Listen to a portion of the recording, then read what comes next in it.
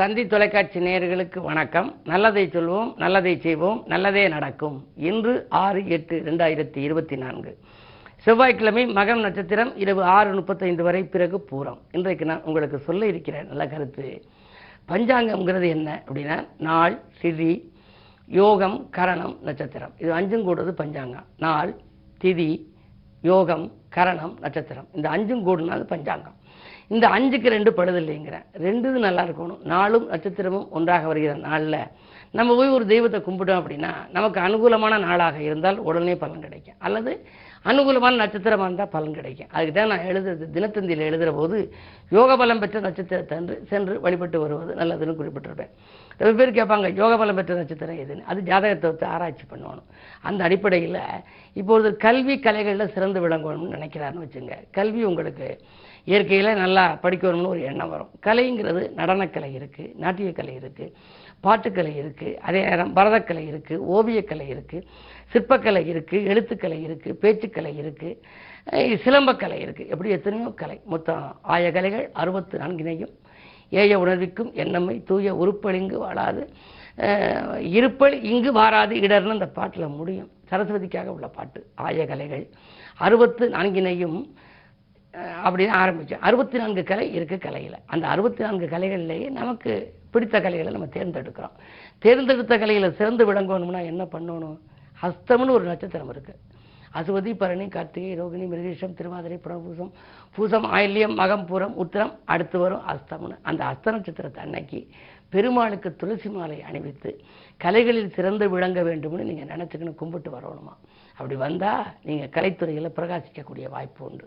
எனக்கு தெரிஞ்ச ஒருத்தர் இன்றைக்கி மிக பிரபலமான நிலையில் இருக்கார் கலைத்துறையில். இந்த மாதிரி முழுமையான வழிபாடு வச்சுருக்கிறார். அதே மாதிரி கலைவாணி அருள் ஒருத்தனுக்கு கிடைக்கணும்னா பேச்சுக்கலை நல்லா வரணும், இயல் இசை நாடகத்தில் சிறப்பாக வரணும், உலகெங்கும் அவருக்கு இப்போ கண்ணதாசன் மாதிரி உலக புகழ் பெறணும். அப்படிலாம் வரணும் அப்படின்னா கலைவாணியினுடைய அருள் வேணும். நாவில் கலைவாணி இருக்கணும். அதுவே அம்மா கலைவாணி தினம் அருள்வாய் சுகமாய் நீ சிம்மாசனமாய் என் நாவினிலே தினமும் அமர்வாய் நீன்னு ஒரு பாடல் உண்டு. சிம்மாசனம் மாதிரி நம்ம நாவில் அமர்ந்து நம்ம சொல்றதெல்லாம் பழிக்கணும், சொல்லும் சொற்கள் எல்லாம் வெல்லும் சொற்களாக வரணும்னா எந்த நட்சத்திரத்தை அன்னைக்கு கலைவாணியை கும்பிட்டாங்க? தினந்தோறும் கலைவாணியை கும்பிடணும். குறிப்பிட்ட நாள் நட்சத்திரம் பார்த்து அதற்குரிய ஆலயங்கள் தமிழகத்தில் இருக்குது. அதுக்கெல்லாம் போயிட்டு வந்தோம்னா படிப்பிலும் தேர்ச்சி பெறலாம், நல்ல பேச்சுக்கலையிலும் வரலாம், நல்ல சொல்லும் சொற்கள் வெல்லும் சொற்களாக மாற்றக்கூடிய ஆற்றல் கலைவாணியின் அருளுக்கு உண்டு. அது மாதிரி எல்லா நாட்களும் நமக்கு நல்ல நாட்களாக இருந்தாலும் கூட எந்த நாள், எந்த திதி, எந்த நட்சத்திரம், எந்த யோகம், எந்த கரணம் என்பது பார்த்து நாளும் நட்சத்திரமும் ஒன்று கூடுகின்ற நேரத்திலே நாம் போய் ஒரு வழிபாட்டை மேற்கொண்டால் மிகச்சிறந்த அற்புதமான பலன் கிடைக்கும் என்ற கருத்தை தெரிவித்து இனி இந்திய ராசி பலன்களை இப்பொழுது உங்களுக்கு வழங்கப் போகின்றேன். மேசராசி நேயர்களே, பற்றாக்குறை தீர்ந்து பணவரவு கூடுகின்ற நாள் இந்த நாள். உங்களுக்கு வாழ்க்கை தேவைகள் பூர்த்தியாவதில் இதுவரை இருந்த தடைகள் எல்லாம் இன்று அகலப் போகிறது. ராசிநாதன் 2இல், தனம் குடும்பம் என்று கொடுக்கக்கூடிய இடம் 2ஆம் இடம். அங்கு ராசிநாதன் இருக்கின்ற பொழுது குடும்ப முன்னேற்றம் கூடுதலாக இருக்கும். பிரிந்தவர்கள் வந்து இணையலாம். பிரபலஸ்தர்களின் பின்னணியில் பல நல்ல காரியங்கள் இன்று நடைபெறப் போகிறது. ரிஷபராசி நேயர்களே, உங்களுக்கெல்லாம் வேற்று மனிதர்களின் ஒத்துழைப்பால் கூட்டு முயற்சிகளில் வெற்றி கிடைக்கும் நாள். இன்று விடிகாலையிலேயே உங்களுக்கு நல்ல தகவல் கிடைக்கும். அது மட்டுமல்ல, வியாழ பகவான் ராசியில் இருக்கின்றார். குரு பார்த்தாலும் குரு சேர்ந்திருந்தாலும் கொடிதோஷ நிவர்த்தி என்பார்கள். எனவே உத்தியோகத்திலே சில நல்ல மாற்றங்கள் உங்களுக்கு வரலாம். தொழில் புரிபவர்கள் அதிரடி மாற்றங்களை செய்ய நினைப்பார்கள். அப்படி செய்யும் மாற்றங்கள் மூலமாக பணியாளர்களின் தொல்லை அகலும். இன்று நல்ல நாள். மிதுனராசி நேயர்களே, உங்களுக்கு ஆடம்பர செலவுகள் அதிகரிக்கின்ற நாள். அதிகாலையிலேயே உங்களுக்கு வரக்கூடிய ஒரு தகவல் ஆச்சரியப்படும் தகவலாக இருக்கலாம். அது அலைபேசி மூலமும் வரலாம். நண்பர்கள் உங்களுக்கு நல்ல உதவிகளை செய்ய முன் வருவார்கள். வெளிநாட்டிலிருந்து உங்களுக்கு நல்ல அழைப்புகள் வரலாம். உத்தியோகத்து சம்பந்தமாக நீங்கள் பணிபுரியும் இடத்தில் உங்களுக்கு உழைப்புக்கேற்ற பலன் கிடைக்கவில்லையே, நல்ல இடம் வெளிநாட்டில் கிடைக்குமா, புதிய உத்தியோகம் கிடைக்குமா, அயல்நாடு சென்று சம்பாதிக்கலாமா என்றெல்லாம் அதை போட்டவர்களுக்கு இன்று ஒரு புதிய நல்ல பதில் கிடைக்கப் போகிறது. கடகராசி நேயர்களே, அஷ்டமத்திலே சனி. அது வக்ர இயக்கத்தில் இருப்பதால் கவலைப்பட வேண்டாம். எனவே உங்களுக்கு சந்தோஷங்கள் அதிகரிக்கும். சந்தித்த நண்பர்கள் உங்களுக்கு நன்மைகளை செய்வார்கள். அது மட்டுமல்ல, நீங்கள் தேர்ந்தெடுத்த களம் எதுவாக இருந்தாலும் அதில் வெற்றி கிடைக்கும். பொது வாழ்வில் இருப்பவர்களுக்கு புதிய பொறுப்புகள் கிடைக்கலாம். உத்தியோகத்தில் உள்ளவர்களுக்கு மறுக்கப்பட்ட சலுகைகள் கூட இன்று மீண்டும் கிடைக்கும். சிம்மராசி நேயர்களே, உங்கள் ராசியிலேயே சந்திரன் விரையாதிபதி சுக்கிரனோடு இணைந்திருக்கிறார் 3க்கு அதிபதியோடு. எனவே உடன்பிறப்புகள் வழியில் ஒரு செலவு காத்திருக்கிறது.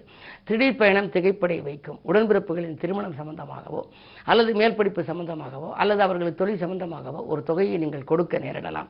அஷ்டமத்தில் இதாக இருப்பதால் அலைச்சல் கொஞ்சம் அதிகரிக்கும். அயல்நாட்டிலிருந்து வரக்கூடிய தகவல் எதிர்பார்த்த தகவலாக இருக்காது. ஏமாற்றத்தை சந்திக்கக்கூடியதாக கூட இருக்கலாம்.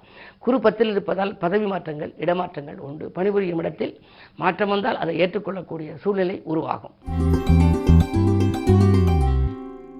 கன்னிராசி நேயர்களே, உங்களுக்கெல்லாம் நட்பு வட்டம் விரிவடையும் நாள். நாடு மாற்றங்கள் பற்றியும் வீடு மாற்றங்கள் பற்றியும் சிந்திப்பீர்கள்.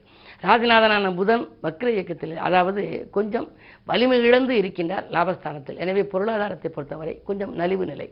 வந்தாலும் செலவாகிவிடும். செலவுக்கு பின்னரே அடுத்த வரவு வரும். கையில் வைத்துக்கொண்டு எதையும் நீங்கள் செய்ய இயலாது. ஒரு தொகை செலவழிந்த பின்னரே அடுத்த தொகை கிடைக்கின்ற நாளாக இந்த நாள் அமைகின்றது.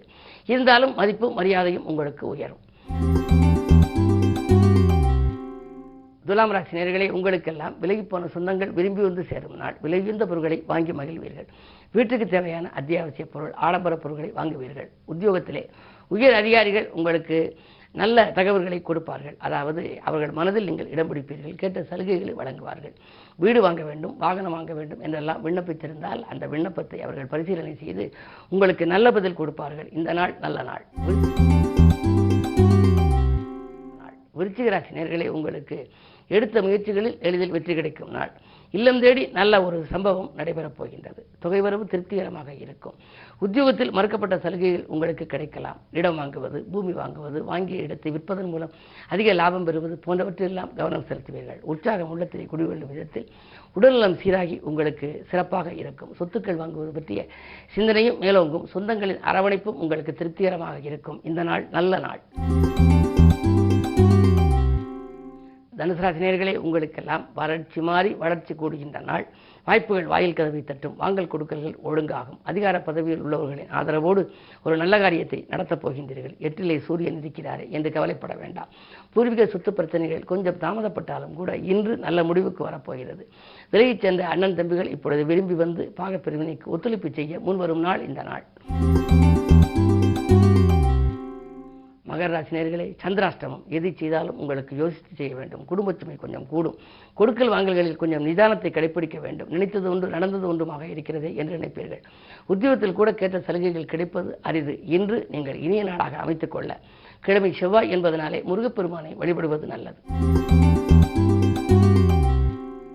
கும்பராசி நேயர்களே, உங்களுக்கெல்லாம் இன்று அன்பு நண்பர்களின் ஆதரவு கிடைக்கும் நாள். அதிகாரம் பதவி உங்களை தேடி வரப்போகின்றது. மேலதிகாரிகள் உங்களுக்கு இணக்கமாக நடந்து கொள்வார்கள். நேர்முக தேர்வில் உங்களுக்கு வெற்றி கிடைக்கும். உத்தியோகத்தில் உங்கள் கருத்துக்களை சக ஊழியர்களும் ஏற்றுக்கொள்வார்கள். அது மட்டுமல்ல, 6லே சூரியன். பொது வாழ்வில் இருப்பவர்களுக்கு நல்ல பொறுப்புகள் கிடைக்கலாம். மேலிடத்து நிர்பந்தத்தின் காரணமாக மாற்றப்பட்ட பொறுப்புகள் மீண்டும் உயர்ந்த நிலையை அடைய புதிய பொறுப்புகள் கிடைக்கும் சூழல் உண்டு. மீனராசி நேயர்களே, உங்களுக்கு பாக்கியில் வசூலாகி பரவசப்படுத்தும் நாள். தேங்கிய காரியங்கள் ஒவ்வொன்றாக நடைபெறப் போகின்றது. அது மட்டுமல்ல, உத்தியோகத்திலே உங்கள் கை ஓங்கும். நேற்று குறை கூறிய மேலதிகாரிகள் இன்று உங்களை பாராட்டுவார்கள். அதே நேரத்திலே நீங்கள் புது முயற்சிகள் செய்ய நினைத்தால் அந்த முயற்சிகளில் உங்களுக்கு வெற்றி கிடைக்கும். 3ஆம் இடத்திலே ராசிநாதன் குரு. முன்னேற்றத்தை தரக்கூடிய இடம் 3ஆம் இடம். அங்கு ராசிநாதன் குரு இருக்கின்றார். அவரது பார்வை உங்கள் ராசிக்கு 7ஆம் இடத்தில் பதிவதனாலே கல்யாண கனவுகள் நனவாகலாம். இல்லத்திலே மங்கள ஓசையே கேட்கவில்லையே, இவ்வளவு நாட்களாக முயற்சி செய்தும் தங்கு தடை வருகிறது என்று கவலைப்பட்டவர்களுக்கு இன்று நல்ல பதில் கிடைக்கப் போகின்றது. மேலும் விவரங்கள் அறிய தினத்தந்தி படியுங்கள்.